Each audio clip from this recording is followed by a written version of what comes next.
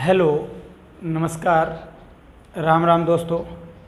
मैं कुलदीप कुमार एक बार फिर से आपका स्वागत करता हूं आपके अपने परिवार, आपके अपने यूट्यूब चैनल पर। जैसा कि आप सभी को पता है, हम परसेंटेज का चैप्टर कर रहे हैं, प्रतिशत का ये चैप्टर, और प्रतिशत के चैप्टर की हमारी आज पार्ट 4 रहेगा, क्लास 4 रहेगी। इस पार्ट 4 में हम क्या पढ़ने वाले हैं?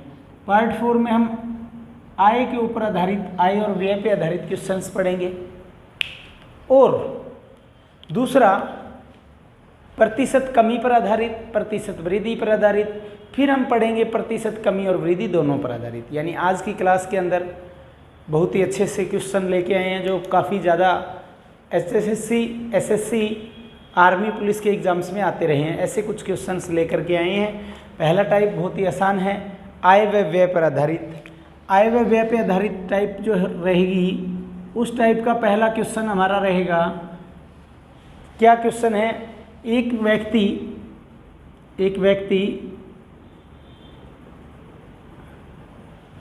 12% बचत करता है।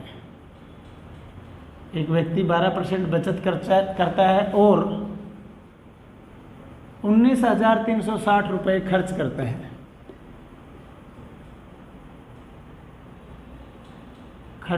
है। एक व्यक्ति 12% बचत करता है और 19,360 रुपये खर्च करता है, तो उसकी आय कितनी है?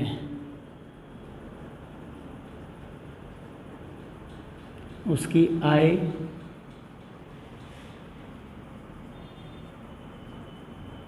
कितनी है? इस तरह का कोई क्वेश्चन आपको देगा सबसे पहले कि एक व्यक्ति 12% बचत करता है और 19,360 रुपये खर्च करता है, तो उसकी आय कितनी है? मैंने आपको प्रतिशत के चैप्टर में पहले ही क्लास में, वेरी फर्स्ट क्लास में ये बताया था कि किसी भी व्यक्ति की आय हमेशा कितने परसेंट होती है दोस्तों? 100% होती है।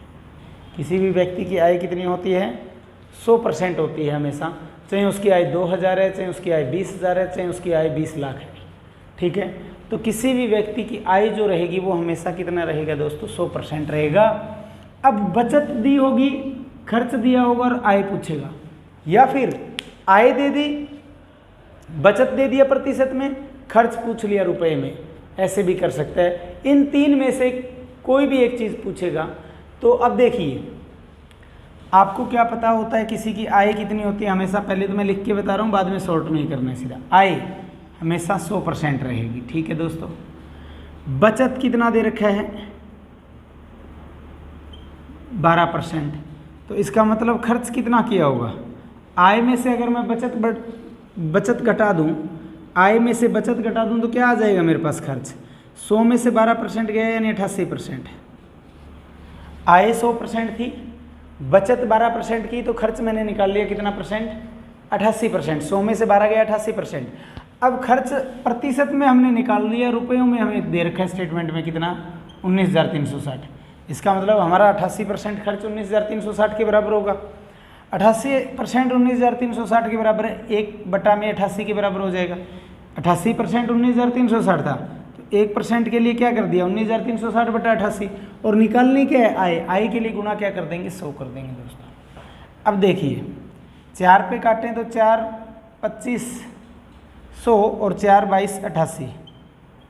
अब 22 पे काटें तो 22 8 देखते हैं जाता है क्या? 22 8 पे जाएगा, 22 8 क्या होगा? 176। 22 8 क्या होगा? 176, क्योंकि 20 8 160 और 8 दूनी 16, तो 160 और 16 176। 193 में से 176 गया, तो कितना बच गया? 13 में से 6 गया 7, 8 में से 1 गया 7 गया 1, 17। 17 और 6 1 मिल के 76, 176। तो 22 8 फिर 176 और 1 0 साथ में आ गया। क्लियर हुआ? अब देखिए, 1 0 तो गुणा करेंगे जब आय आएगी।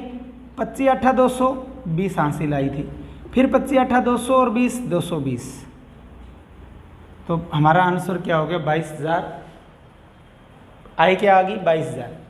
अब ये लिखने की कोई आवश्यकता नहीं थी आपको, आप सीधा भी कर सकते थे कि बचत 12% है, खर्च 19,360 है, तो आप कह सकते थे ना कि खर्च 88% है, क्योंकि आपके सीधा माइंड में है कि आय 100% होती है। बचत 12% है तो खर्च 88% है, वो 19,360 के बराबर है। किसके बराबर है? 19,360 के बराबर। अगर 88% 19,360 के बराबर है, 1% बट्टा में 88 के बराबर हो जाएगा, बट्टा में 19,360 बट्टा में 88, और आय कितनी होती है? गुणा 100। तो आप सीधा इतनी ही कैलकुलेशन में आंसर निकाल सकते थे।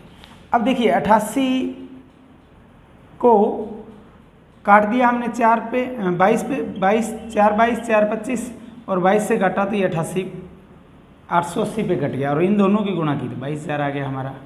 क्लियर हुआ? ये मैंने कि आपको ये इतना लिखने की कोई आवश्यकता वहाँ नहीं होती कॉम्पिटिटिव एग्जाम से। ठीक है दोस्तों, तो बहुत ही आसान सा क्वेश्चन था।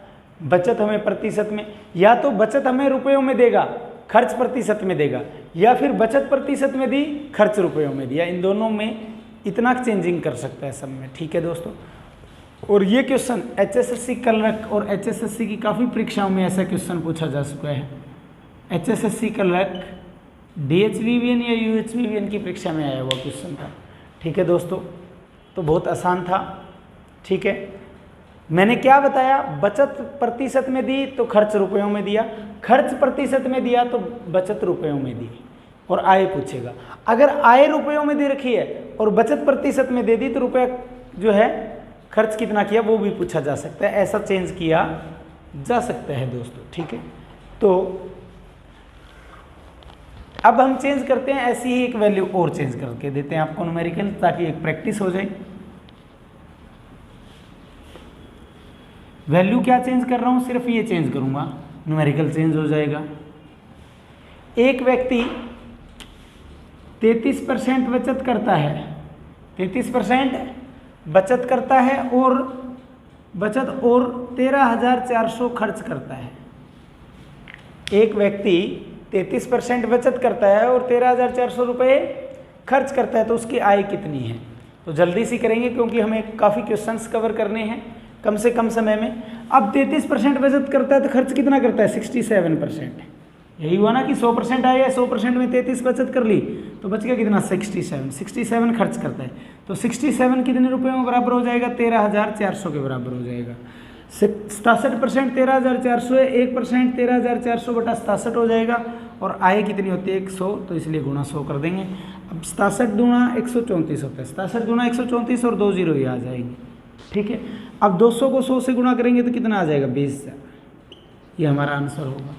ठीक है, शॉर्ट में किया है, अब मैंने नहीं लिखा आय 100%, बचत 33%, तो खर्च 67%।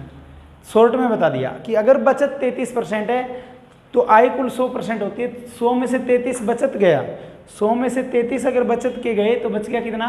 67%। वो क्या होगा? हमारा खर्च होगा। ठीक है दोस्तों, तो 67% 13,400 के बराबर था, 1% 13,400 बटा 67 के बराबर हो गया, गुणा 100 कर दिया क्योंकि आय 100%। ठीक है दोस्तों, तो ये था हमारा आय का क्वेश्चन।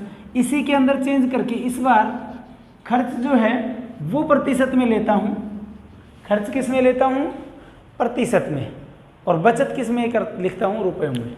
एक व्यक्ति 22,800 रुपये बचत और 62% खर्च करता है, तो आय कितनी है? मैंने कहा ना दोनों में से, बचत और खर्च में से एक आपको प्रतिशत में दिया मिलेगा और दूसरा आपको रुपयों में दिया मिलेगा। तो पहले हमें क्या दे रखा था? पहले हमें बचत रुपयों में नहीं थी, बचत प्रतिशत में थी, खर्च रुपयों में था। इस बार बचत रुपयों में है, खर्च प्रतिशत में है। अगर आय रुपयों में दे दी आपको तो इन दोनों में से कोई एक प्रतिशत में देगा और दूसरे की जो आंसर पूछ लेगा रुपयों में। उससे कोई चेंजिंग ज़्यादा बड़ा होना नहीं है, वो तो बहुत आसान क्वेश्चन हो जाएगा। ठीक है दोस्तों, अब 62% खर्च करता है तो बचत कितनी करता है? 38% बचत करता है, कह सकता हूँ। 38% क्या करता है बचत? अगर 62% खर्च करता है तो 100% में से 62% गया, बच गया कितना? 38%। 38% फिर क्या करता है? बचत करता है, और वो 38% हमारी कितने के बराबर हो जाएगी? 22,800 के बराबर हो जाएगी। और 1% कितने के बराबर हो जाएगी? 22,800 बटा 38, और आय निकालनी है तो गुणा क्या कर देंगे दोस्तों? 100 कर देंगे। अब देखिए 38 छिक्का क्या होता है? 30 छिक्का 180, 8 छिक्का 48, 180 और 48 228, तो 30 छिक्का 228, 30 छिक्का 38 छिक्का कर रहा हूँ, 38 छिक्का 228 और 2 जीरो ही आ गई। 6 एकम 6, 2 जीरो ये हैं, 2 जीरो ये हैं।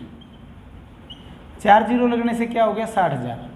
तो ये हमारा आंसर आ गया 60,000। ठीक है, तो इसमें आय की कितनी आ गई 60,000। अब आय पे ही एक क्वेश्चन हम और करने जा रहे हैं जो हमारा एसएससी 2005 की परीक्षा का रहा है, उसमें थोड़ा सा चेंजिंग आएगा, इससे अलग होगा वो। ये तो बहुत बेसिक न्यूमेरिकल है हमारा। ठीक है, तो अब आते हैं हम अपने अगले न्यूमेरिकल के ऊपर जो कि एसएससी 2005 की परीक्षा का है। थोड़ा सा फास्ट किया क्योंकि ये टाइप हम कर चुके हैं, सबसे आसान और बेसिक टाइप थी ये।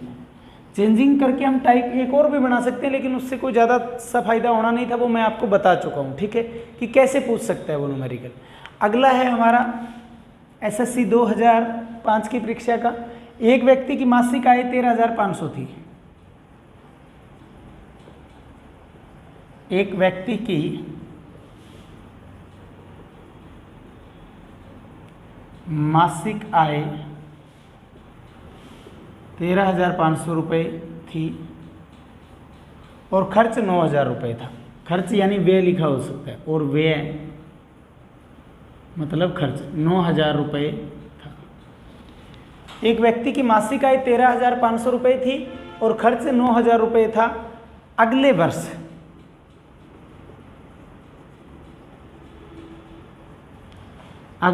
मासिक आय में 14% वृद्धि। अगले वर्ष मासिक आय में 14% वृद्धि और खर्च में 7% वृद्धि हुई। और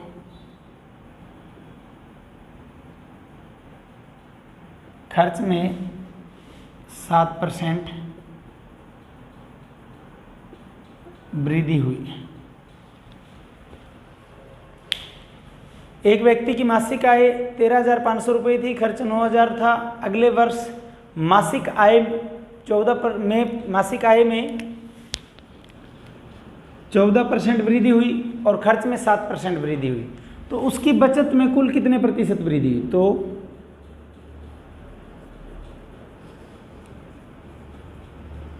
उसकी बचत में कुल कितने प्रतिशत वृद्धि हुई?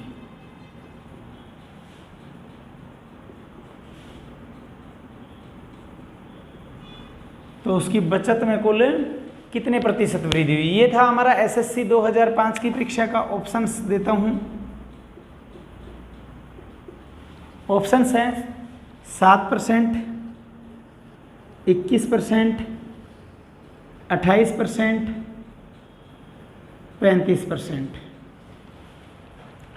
ठीक है दोस्तों, तो शुरुआत में जो भी मासिक आय होगी वो 13,500 उसकी 100% होगी।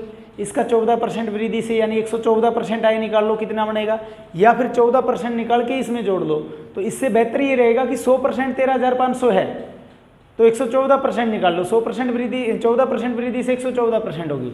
सेम खर्च को 100% मान करके उसका 107% निकाल लीजिए। ठीक है, तो एक साइड में मैं लिखता हूँ आय, दूसरी साइड में लिखता हूँ व्यय। आय है हमारी 13,500 दोस्तों, और व्यय हमारा शुरुआत में कितना है 9,000 है। व्यय मतलब खर्च। अब 13,500 हमारा 100% है, 1% कितना हो जाएगा 13,500 बटा 100 हो जाएगा। 14% वृद्धि होने से आय कितनी होगी 114%। 2 जीरो से 2 जीरो काट दी। अब 135 को 114 से गुणा कर दीजिए। ठीक है, 135 को 114 से गुणा कर दीजिए तो क्या होगा 100 या 100 5 500, 14 5 70, तो 570 आ गया, यानी 0 और 57। फिर 114 को 3 से करेंगे, 100 या 314 या 42, 342 और 57, 9 9 399। ठीक है, तो 9 यहाँ आ गया, 39 हासिल आ गया। फिर 114 एकम 114, 114 और 39, 9 और 4 13, 4 और 1 5, 153, यानी 15,390। तो शॉर्टकट गुणा जैसे भी करनी हो कर लीजिए। तो पहले क्या आई थी 13,500, अब कितनी होगी 15,390, ये गुणा की है मैंने। ठीक है, इसको रब कर दिया।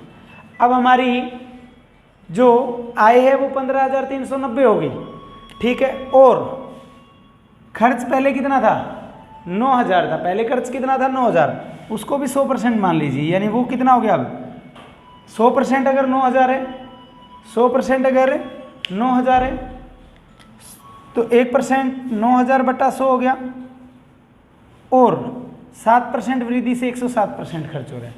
तो 2 0 से 2 0 काट दी, 1 0 तो ये गुणा में आएगी, 7 9 63 और 9 1 9, यानी पहले खर्च 9,000 था, अब 9630 हो गया।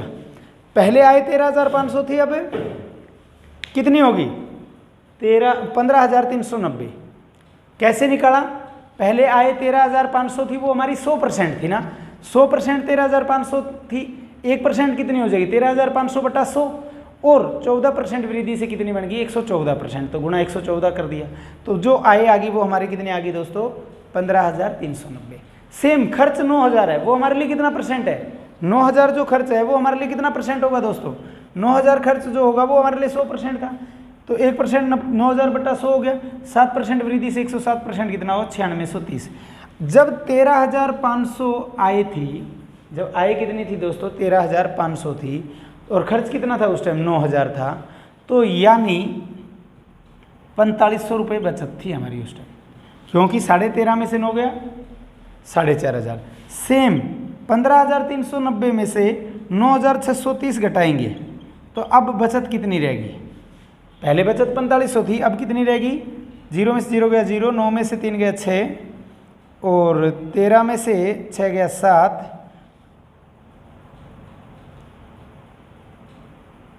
और 14 में से 9 गया 5। पहले बचत थी 4,500 रुपये, अब बचत कितनी होगी 5,760 होगी, तो अब बचत आ गई 5,760 रुपये। अब हमारे से पूछा क्या गया दोस्तों, तो उसकी बचत में कुल कितने प्रतिशत वृद्धि हुई, यानी बचत पहले जो बचत थी उस बचत को 100% मान करके उसी के रेफरेंस में बताना है कि 5,760 कितनी वृद्धि होगी। तो पहले मैंने कहा 4,500, आपको कैलकुलेशन की जरूरत नहीं थी, सीधा बता सकते थे कि 13,500 में 9,000 खर्च करता है तो 4,500 बचत करता है। फिर वृद्धि से आय निकाल दी 15,390, वृद्धि से खर्च निकाल लिया 9630, तो वृद्धि की हुई आय में से जो बढ़ा हुआ खर्च घटा देंगे तो बचत आ जाएगी 5,760। अब देखिए 4,500 रुपये अगर आपका पहले बचता था, अब 5,760 बचता है, तो कितना बढ़ गया 1,260 रुपये बढ़ गया, कितना बढ़ गया 1,260 रुपये। रुपयों में नहीं पूछी उसने, किस में पूछी है वृद्धि, प्रतिशत में पूछी है दोस्तों। तो क्या करोगे 4,500 आय आपकी 100% है, एक आय 100% बटा 4,500 हो जाएगी, और बताना कितना है कि 1,260 कितना होगा, क्योंकि वृद्धि 1,260 की हुई है। 2 0 से 2 0 काट दी, 3 से कट रहा है, 3 से भी कट रहे हैं और 15 से भी कट रहा है, 15 तिया 45, 15 8 120, 6 बच गया 60, 15 चौका 60, 3 एकम 3, 3 8 3 अठाई 84, 3 अठाई 84, तो 28 के आगे हमारा आंसर आ गया, यानी वृद्धि कितने प्रतिशत की हुई दोस्तों 28% की। ये सम थोड़ा सा अच्छे लेवल का सम था जिसको एडवांस लेवल पे किया, तो 28% हमारा आंसर 7 21 28, यानी सी ऑप्शन। क्लियर है दोस्तों। तो ये क्वेश्चन एसएससी सीजीएल लेवल का था, थोड़ा सा लेवल था इस क्वेश्चन का, ठीक है दोस्तों। तो आय व्यय पे हमारे क्वेश्चन कंप्लीट हो चुके हैं। अब बहुत ही आसान टाइप हमारी शुरू हो जाएगी, प्रतिशत कमी पर प्रतिशत वृद्धि पर। प्रतिशत कमी करेंगे पहले, फिर प्रतिशत वृद्धि पे करेंगे, दोनों का लॉजिक एक जैसा ही होगा। फिर अगला करेंगे कि कमी भी हो रही है और वृद्धि भी हो रही है, दोनों हो रही है। तो रफ कर रहा हूं मैं इस क्वेश्चन को, अच्छे लेवल का क्वेश्चन था ये थोड़ा सा, पहले वाले बहुत इजी थे। अब आते हैं हम अपने प्रतिशत कमी पर आधारित क्वेश्चंस को लेके। परसेंटेज प्रतिशत लिख दिया मैंने शॉर्ट में, कमी पर, प्रतिशत कमी पर या तुलना पर आधारित भी कह सकते हैं। कैसे क्वेश्चन आएगा, जैसे कि क्वेश्चन आ गया राम की आय श्याम की आय से इतना कम है, तो श्याम की राम से कितनी ज़्यादा है। या क्वेश्चन आ गया कि राम की ऊंचाई श्याम की ऊंचाई से इतनी कम है, तो श्याम की ऊंचाई राम की ऊंचाई से कितनी अधिक है। या कोई क्वेश्चन आ गया कि चीनी के मूल्य में इतने प्रतिशत वृद्धि होगी, तो गृहिणी इसकी खपत में कितने प्रतिशत की कमी करे, कि व्यय पर कोई प्रभाव ना पड़े, बजट पर कोई प्रभाव ना पड़े, ऐसे कुछ क्वेश्चंस आएंगे। बहुत अच्छे अच्छे क्वेश्चन होते हैं और इस पे बहुत ज़्यादा बार क्वेश्चन आते रहे हैं। तो करते हैं हम इस टाइप का क्वेश्चन। पहला क्वेश्चन लिखते हैं, श्याम सीता की आय, इंग्लिश में लिख दिया मैंने, सीता की आय गीता की आय से, सीता की आय गीता की आय से 10% कम है। सीता की आय गीता की आय से 10% कम है, तो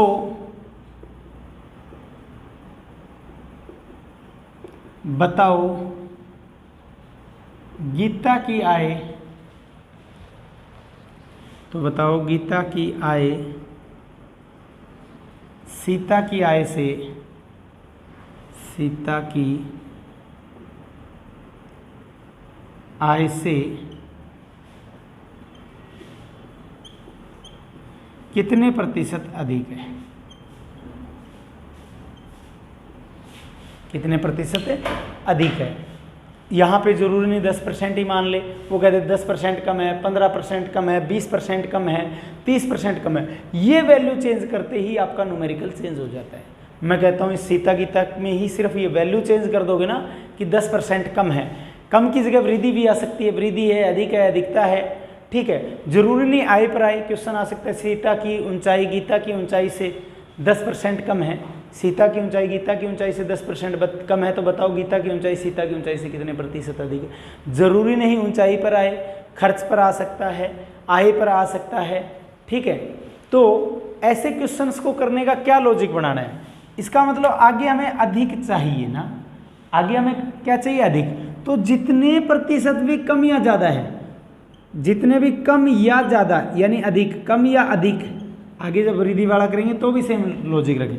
तो कम या अधिक बटा में 100 माइनस, कम है तो कम करेंगे, माइनस करेंगे, 100 में से माइनस करेंगे कब, जब कम है। और अधिक होता तो क्या करते हैं यहाँ प्लस 100 बटा अधिक, और गुणा में 100 करना है हमेशा। बहुत ही आसान लॉजिक है। अन्य टाइप भी है इसको करने की, लेकिन आप उलझ जाओगे। मैंने क्या कहा, कम है तो ऊपर कम ले, जैसे 10% कम है तो 10 ले, बटा में 100 में से 10 घटा दो, 90 गुणा 100।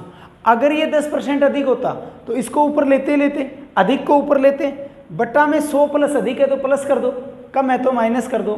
बस इतना सा लॉजिक है इस न्यूमेरिकल को। कितने भी टाइप के न्यूमेरिकल आ जाओ, बहुत ईजी, चुटकियों में आंसर हो जाएगा। जैसे 10% कम है तो ऊपर तो 10 लिया, बटा में नीचे 100 में से 10 गया 90, गुणा में 100 करना होता है। बस 0 से 0 काट दी, 100 बटा 90, 100 बटा 90 1199 होता है, 11 से 1 बटा 9% आंसर आ गया।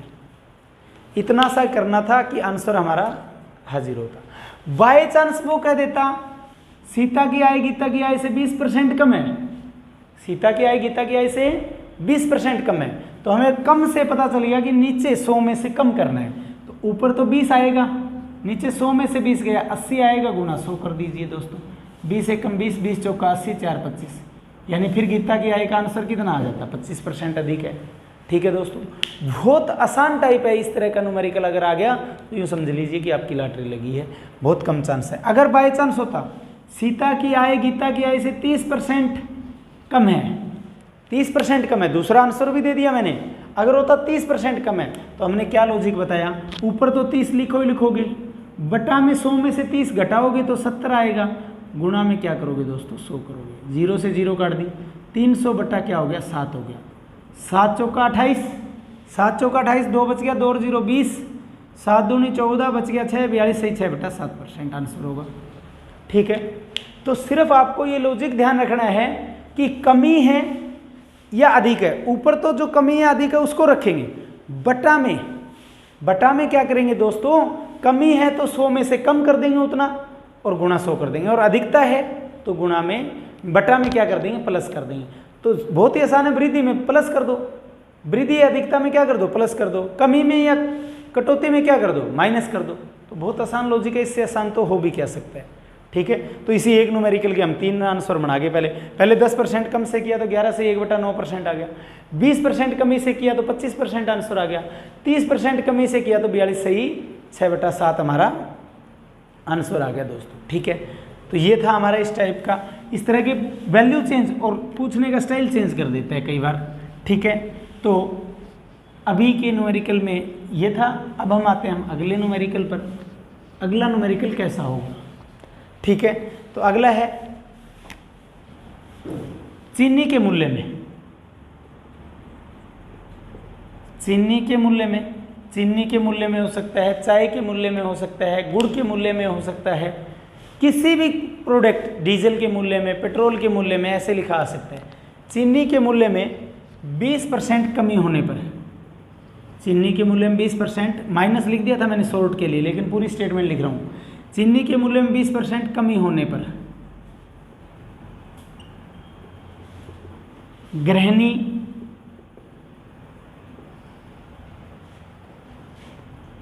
इसकी खपत कितनी बढ़ा दे, गृहिणी इसकी खपत कितनी बढ़ा दे, गृहिणी इसकी खपत कितनी बढ़ा दे ताकि बजट पर प्रभाव ना पड़े, बजट पर प्रभाव ना पड़े। यह क्वेश्चन आ जाएगा कि पेट्रोल के मूल्य में 20% कमी होने पर एक उपभोक्ता, गृहिणी की जगह उपभोक्ता भी आ सकता है, उपभोक्ता इसकी खपत में कितने प्रतिशत की वृद्धि करे, अब इसकी खपत कितनी बढ़ा दे ताकि बजट पर प्रभाव ना पड़े। तो इसके लिए क्या होगा, हो क्या रही है, कमी हो रही है दोस्तों, तो कमी हो रही है, तो कितने की कमी हो रही है, 20, तो 20 तो ऊपर आएगा, कमी हो रही है तो नीचे क्या करेंगे, 100 में से 20 कम करेंगे, 100 में से 20 कम करेंगे तो 80 हो जाएगा, गुणा 100, 20 एकम 20 चौका 80, 4 एकम 4, 2500, तो आंसर कितना आ जाएगा, 25 आ जाएगा। कोई दिक्कत यहाँ तक? तो 2 क्वेश्चन कर लिए हमने, 1 या 2 क्वेश्चन और कर लेते हैं तो वृद्धि कमी वाले भी हमारे कंप्लीट हो जाएंगे। बहुत आसान टाइप है ये, इसलिए इसके न्यूमेरिकल आज ज़्यादा निकालने की कोशिश करेंगे। अब मैं स्टेटमेंट बोलूँगा, पूरी लिखूँगा शॉर्ट में, तो समझ जाना आप। राम की ऊंचाई श्याम से, राम की ऊंचाई श्याम से 50% कम है, माइनस लिख दिया।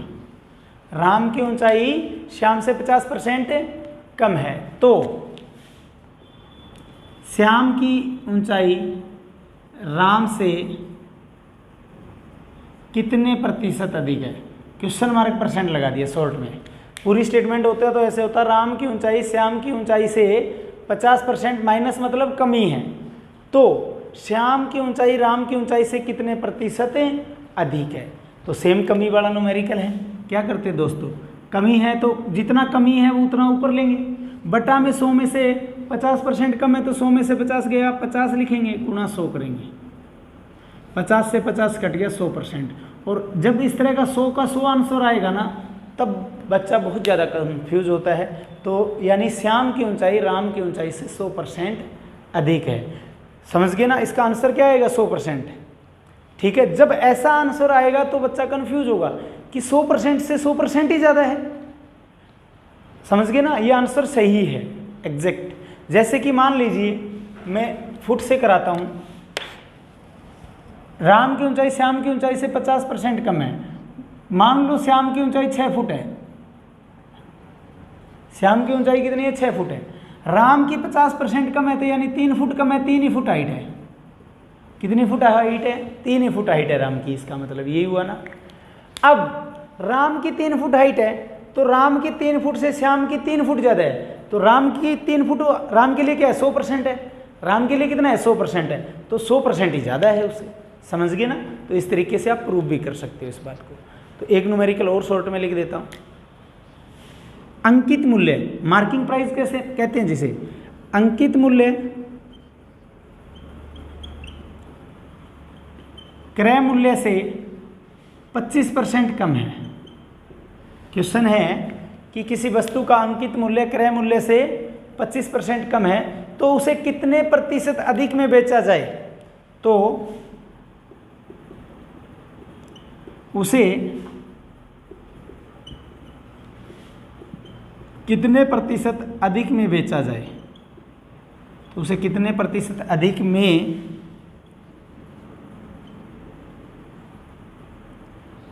बेचा जाए कि ना लाभ हो ना हानि हो, कि ना लाभ हो ना हानि।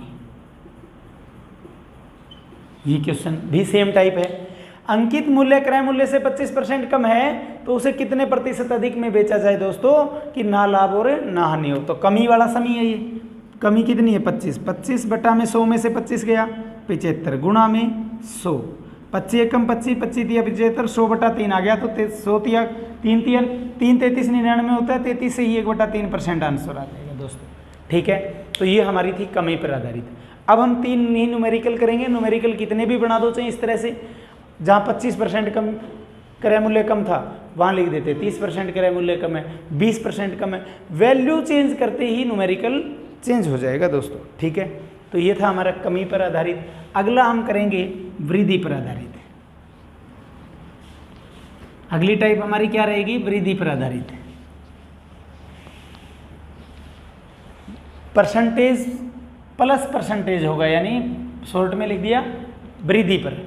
वृद्धि या अधिकता पर आधारित होगा। जैसे कि एक क्वेश्चन लिख देते हैं, राम की आय श्याम की आय से, राम की आय श्याम की आय से 30% अधिक है। अधिक है या वृद्धि हो रही है, ठीक है, एक ही बात होती है। राम की आय श्याम की आय से 30% अधिक है तो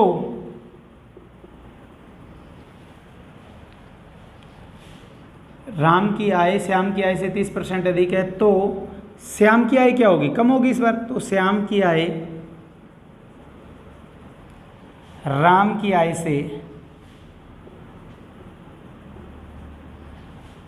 आय से कितने प्रतिशत कम है, कितने प्रतिशत कम है। ठीक है, क्वेश्चन क्या है, राम की आय श्याम की आय से 30% अधिक है तो श्याम की आय राम की आय से कितने प्रतिशत कम है। मैंने क्या बताया, अधिक हो, वृद्धि हो रही हो, अधिकता हो, तो नीचे क्या करेंगे 100 में उतना ही प्लस करेंगे। तो ऊपर तो 30 वैल्यू ही लेंगे क्योंकि 30% है। 30 बटा में 130 गुणा में क्या करेंगे दोस्तों 100 करेंगे। अब देखिए 0 से 0 कट गई, 300 बटा क्या आ गया 13 आ गया। 13 दूनी 26, कितना बच गया 4 बच गया। 30 में से 26 गया 4, 40, 13 तिया 39, 1 बच गया। 23 सही 1/13%। आंसर क्या होगा 23 सही 1/13%। तो आंसर आया हमारा 23 सही 1/13%। यानी श्याम की आय राम की आय से 23 से 1/13% कम है।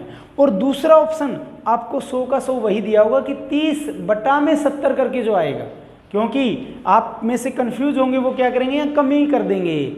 जब यहाँ पे अधिक है या अधिकता है तो आप नीचे 100 में उतना ही क्या करोगे दोस्तों प्लस करोगे। और वैल्यू ले लीजिए, चाहे न्यूमेरिकल चेंज हो जाएगा। तो कितने भी न्यूमेरिकल बना सकते हो। अगर होता कि राम की आय श्याम की आय से 20% अधिक है तो श्याम की आय राम की आय से कितने प्रतिशत कम है, तो आप अधिक है फिर वही करते, ऊपर तो 20 का 20 लेते, नीचे 100 में 20 अधिक करते, 120 गुना 100 करते।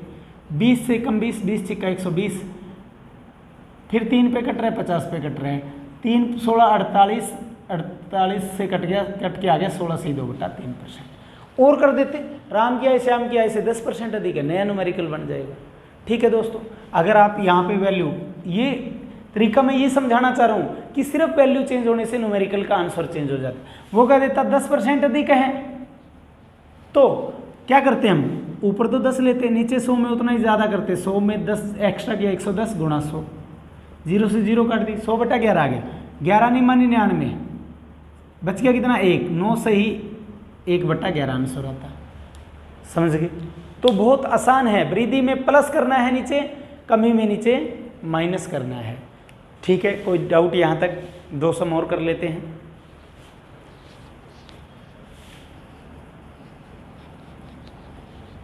आसान टाइप है लेकिन कवर करना जरूरी है। बहुत सारे क्वेश्चन यहाँ पे एसएससी एचएसएससी में रिपीट होते रहते हैं, यानी एक तरीके से तुलना पर आधारित भी है।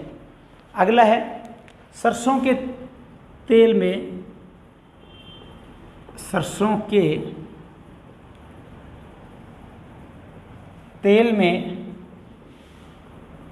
15% वृद्धि होने पर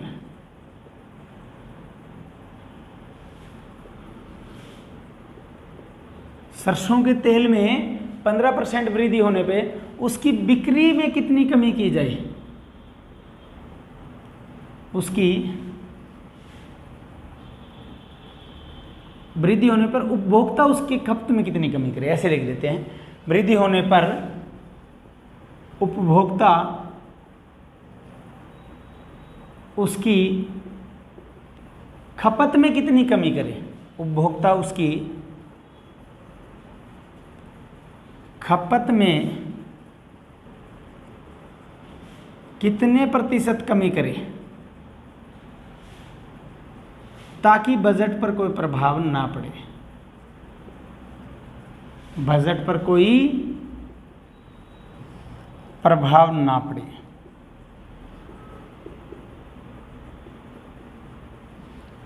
ठीक है दोस्तों, 15% वृद्धि हुई है, वहाँ 40% वृद्धि का भी न्यूमेरिकल आ सकता है, 50 का भी आ सकता है, 60% वृद्धि का भी आ सकता है।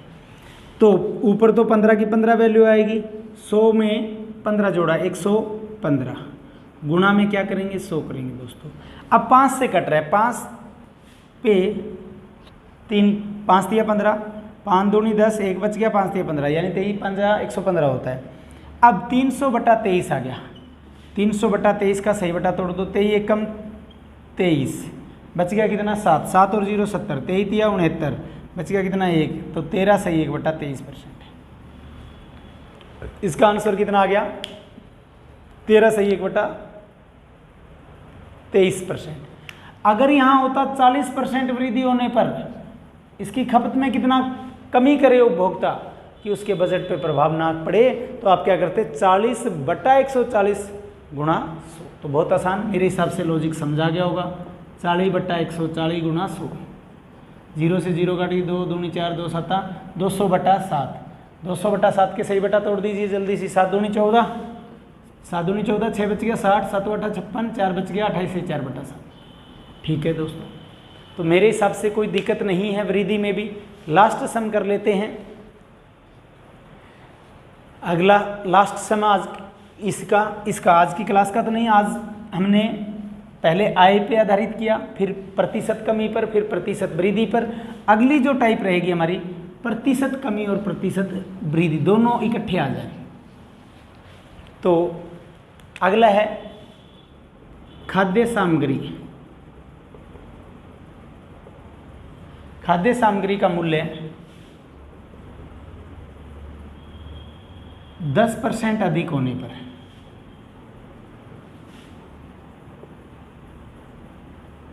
खाद्य सामग्री का मूल्य 10% अधिक होने पर प्रयोग कितना कम कर दें,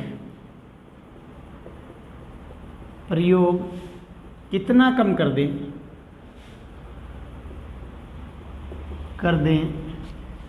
कि बजट पर प्रभाव ना पड़े, कर दें कि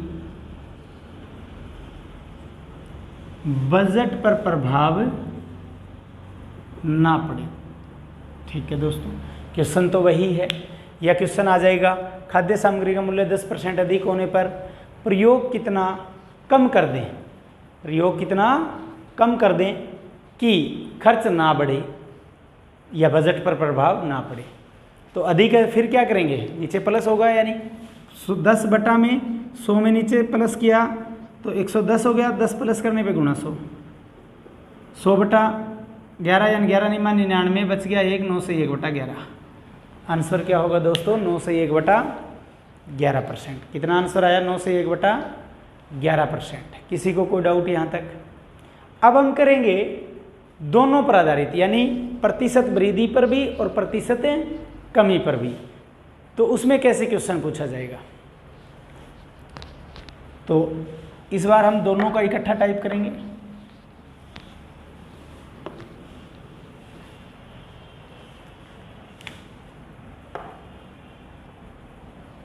राम की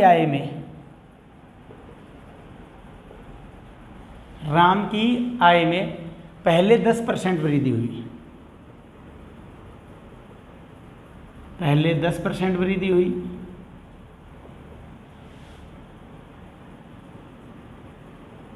राम की आय में पहले 10% वृद्धि हुई, पुनः 20% की वृद्धि हुई, पुनः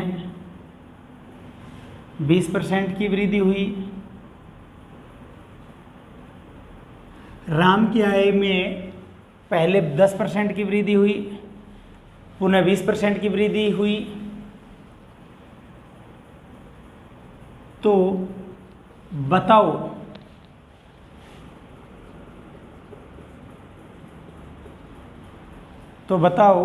राम की आय में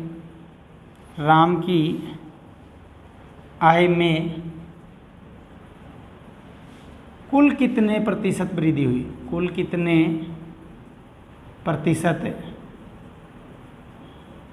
वृद्धि हुई। क्या क्वेश्चन था, पहले 10% की वृद्धि हुई, पुनः 20% की वृद्धि हुई, तो बताओ राम की आय में कुल कितने प्रतिशत वृद्धि हुई। दोनों बार वृद्धि हो सकती है, दोनों बार कटौती हो सकती है, एक बार वृद्धि एक बार कटौती, दोनों का मिश्रण आ सकता है। तो इसका मैं बड़ा ही आसान सा लॉजिक बताता हूँ, है फार्मूला लेकिन रहेगा आसान सभी से। तो क्या होगा, प्लस ए प्लस बी, यानी प्लस पहली वृद्धि प्लस दूसरी वृद्धि प्लस दोनों की गुणा बटा 100। अगर आपकी वृद्धि हो रही है तो जैसे यहाँ plus A plus B, plus ए के आगे भी प्लस था, बी के आगे भी प्लस था, यानी अगर वृद्धि हुई है, वृद्धि को आपको प्लस से लेना है फार्मूले में, और कमी को आपको माइनस में लेना है। ठीक है दोस्तों, वृद्धि को प्लस में लिया, कमी को होता कि पहले मान लो वृद्धि की बजाय कमी होती, तो माइनस ए माइनस बी प्लस, दोनों माइनस माइनस होते तो गुणा में तो प्लस ही आता, प्लस ए बी बाई 100। तो जैसे जैसे वैल्यू लेंगे तब तब मैं समझाता रहूँगा। जैसे कि पहले 10% की वृद्धि हुई तो प्लस 10 लेंगे, फिर 20 की वृद्धि हुई तो प्लस 20 लेंगे, फिर तो प्लस आना ही आना है, क्योंकि 10 और 20 दोनों प्लस के गुणा करेंगे तो प्लस ही आएगा।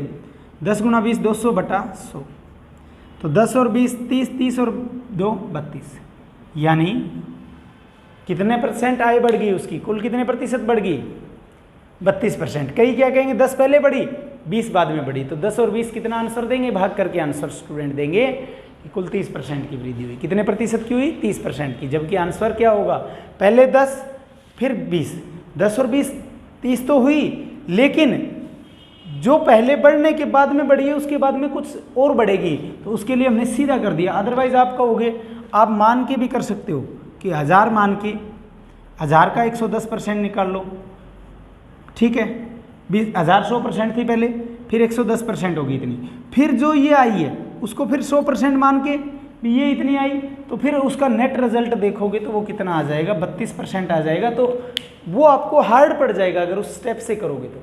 ठीक है, सीधा ये फार्मूला, ये कंसेप्ट याद रखना कि इस तरीके से करेंगे। ठीक है, एक और करते हैं। अब पहले दोनों वृद्धि कर ली, अगली बार ऐसा न्यूमेरिकल करूंगा जिसमें दोनों ही बार क्या होगी दोस्तों, कमी होगी।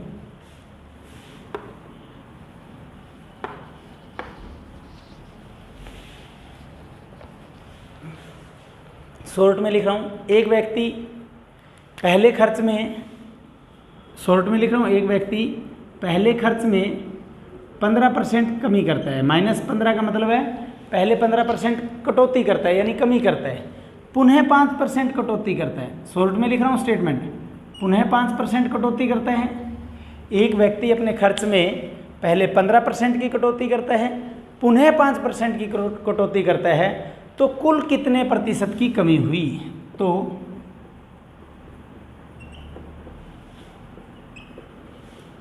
प्रतिशत की कमी हुई।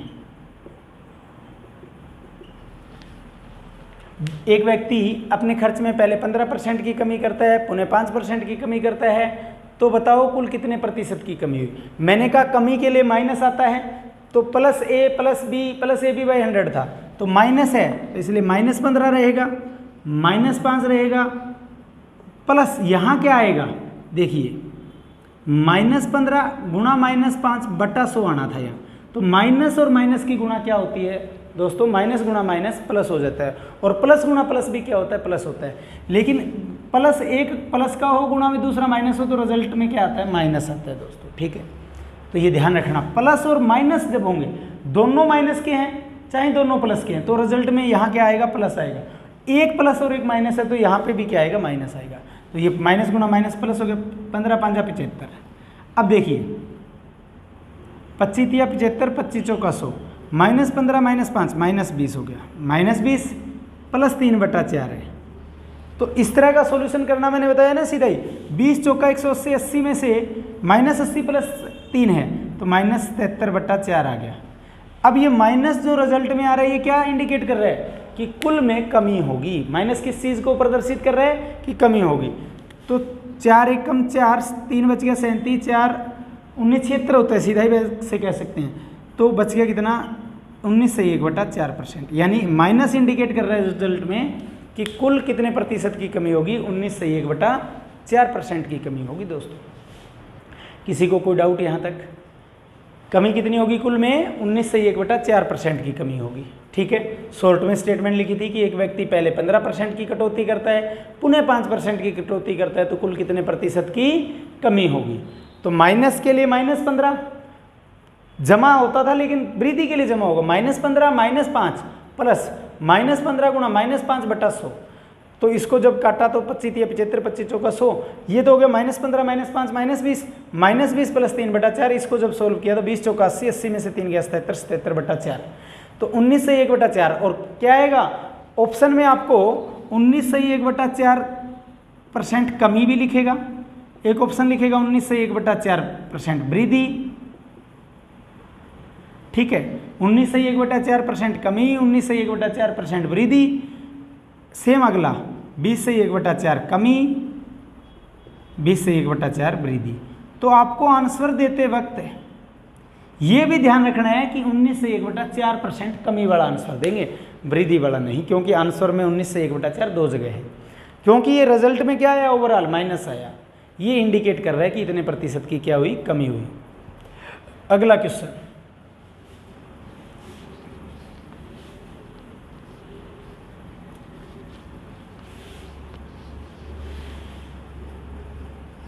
अगला क्वेश्चन है लॉकडाउन के ऊपर आधारित। लॉकडाउन लगा हुआ है तो लॉकडाउन का क्वेश्चन ही कर लेते हैं कि लॉकडाउन के कारण राम की आय में 10% कमी हुई। बहुत सारे व्यक्तियों को लॉकडाउन के कारण नुकसान होता है, लगभग सभी को ही हुआ है, कोई एक आधा ही हो सकता है राधे श्याम जैसा, ठीक है, जिसको नुकसान ना हुआ, जेल के अंदर रहते रहते भी इनकम अच्छी आ रही होगी जिसको, ठीक है ना। राधे श्याम कौन था, सभी को ध्यान है। तो लॉकडाउन के ऊपर आधारित क्वेश्चन कर रहे हैं, क्योंकि लॉकडाउन लगा हुआ है, नुकसान सभी को हो रहा है। लॉकडाउन के कारण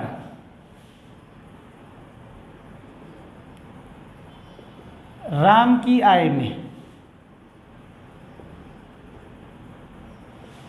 पहले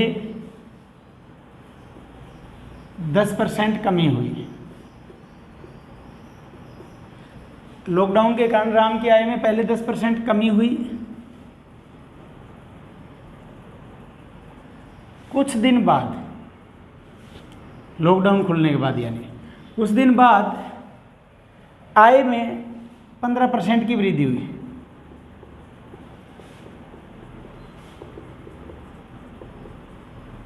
%15 की वृद्धि हुई तो उसकी आय में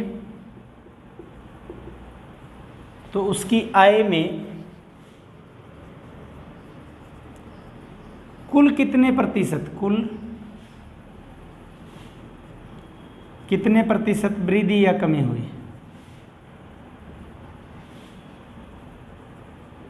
तो उसकी आय में कुल कितने प्रतिशत वृद्धि या कमी हुई। दोस्तों क्या था, लॉकडाउन के कारण राम की आय में पहले 10% की कमी हुई, कुछ दिन बाद यानी लॉकडाउन खुलने के बाद में आय में 15% की वृद्धि हुई, तो उसकी आय में कुल कितने प्रतिशत वृद्धि या कमी हुई। दोस्तों तो यानी पहले हमने किया दोनों बार वृद्धि हो रही थी, फिर हमने किया दोनों बार कटौती हो रही थी, कमी हो रही थी। इस बार पहले कमी होगी फिर क्या होगी, वृद्धि होगी।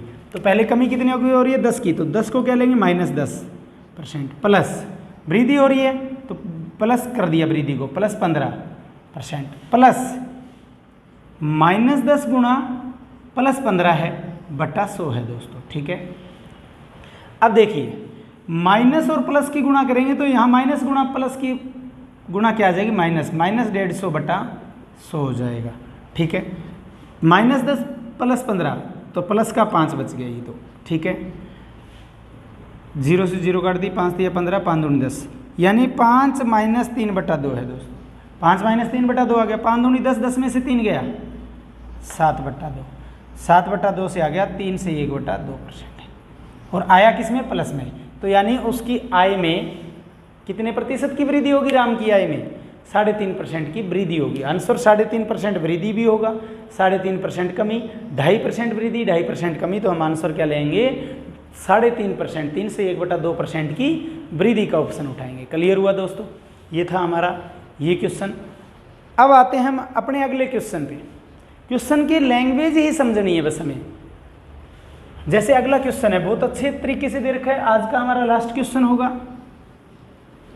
तो दुकानदार के ऊपर आधारित है। कोई भी दुकानदार भाई देख रहा हो तो वो थोड़ा सा ना सोचना क्वेश्चन की स्टेटमेंट कैसे है, क्योंकि क्वेश्चन में क्या लिखा हुआ है दोस्तों कि एक दुकानदार खरीदते समय 10% ठगता है। एक दुकानदार खरीदते समय 10% ठगता है और बेचते समय भी 5% ठगता है। तो ठगने का मीनिंग यहाँ समझना है हमें, ठीक है। तो कोई भी अगर दुकानदार देख रहा हो तो थोड़ा नाराज ना हो, क्योंकि क्वेश्चन की लैंग्वेज हमें पेपर में ऐसे ही मिलेगी। क्वेश्चन क्या है? एक दुकानदार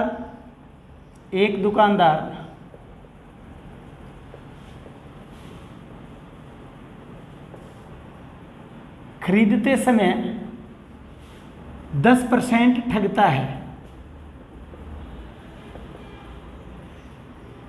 एक दुकानदार खरीदते समय 10% ठगता है और बेचते समय भी 10% ठगता है। बेचते समय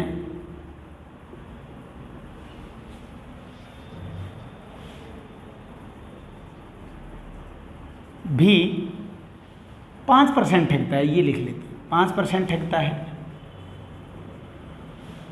तो उसे कुल कितने प्रतिशत की वृद्धि हुई? तो बचत आई, तो उसे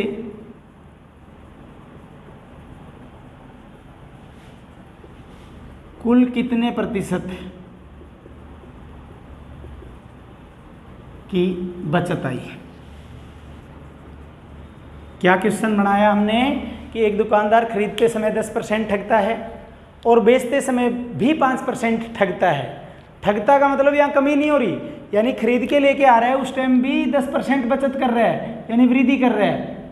अगले से रोड मारने लग रहा है देसी भाषा में कहीं, तो यानी अगले से गड़बड़ कर रहा है। बेचते समय भी 5% ठगता है, यानी बेचते समय भी 5% कमाता है। दोनों बार क्या हो रही है दोस्तों? वृद्धि हो रही है। तो ये लैंग्वेज समझनी जरूरी थी, क्योंकि एग्जाम में हमें ऐसी ही लैंग्वेज उलझा के क्वेश्चन देगा।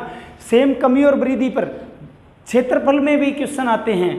एक क्वेश्चन टीजीटी स्क्रीनिंग में आया हुआ था, लैंग्वेज में बता रहा हूँ आपको, कि एक आयत की लंबाई में 10% वृद्धि कर दी, चौड़ाई में 5% की कमी कर दी, तो उसके क्षेत्रफल में कितना प्रभाव पड़ेगा, उसको भी आप इसी तरीके से कर सकते हो। ये टीजीटी स्क्रीनिंग साइंस का क्वेश्चन रहा था, टीजीटी साइंस का स्क्रीनिंग का क्वेश्चन रहा था एचएसएससी में, ठीक है। तो लैंग्वेज समझना मीनिंग होता है। तो ये क्वेश्चन हमारा क्या कहता है? 10% यहाँ बचत करता है, 5% यहाँ बचत करता है, तो क्या होगा? +10 + 5 + 10 × 5 बटा में 100 आ जाएगा।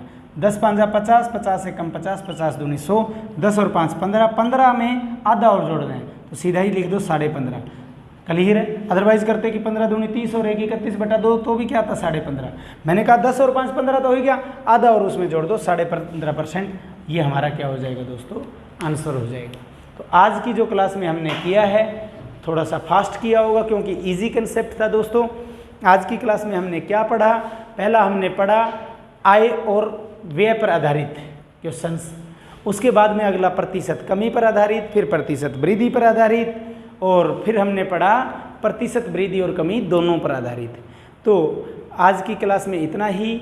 अगर आज की ये क्लास दोस्तों आपको पसंद आई हो तो इसे लाइक करना, ज़्यादा से ज़्यादा शेयर करना, और अभी तक हमारे चैनल को अगर आपने नहीं सब्सक्राइब किया तो हमारे चैनल को भी अवश्य सब्सक्राइब करना, और कमेंट्स भी आप बीच बीच में करते रहो, ताकि हमें हौसला मिलता रहे कि बच्चों की कितनी समझ आ रही है, बच्चे कितना समझ पा रहे हैं, कोई कमी है नहीं है, या किस तरह के कंटेंट्स आपको चाहिए, किस तरह के क्वेश्चंस आपको चाहिए। क्योंकि अभी तक जो हम करा रहे हैं वो पूरे सिलेबस का लगभग कोशिश कर रहे हैं हमारी तरफ से कि 90% कवर हो। तो आज की क्लास में दोस्तों इतना ही। धन्यवाद। जय हिंद।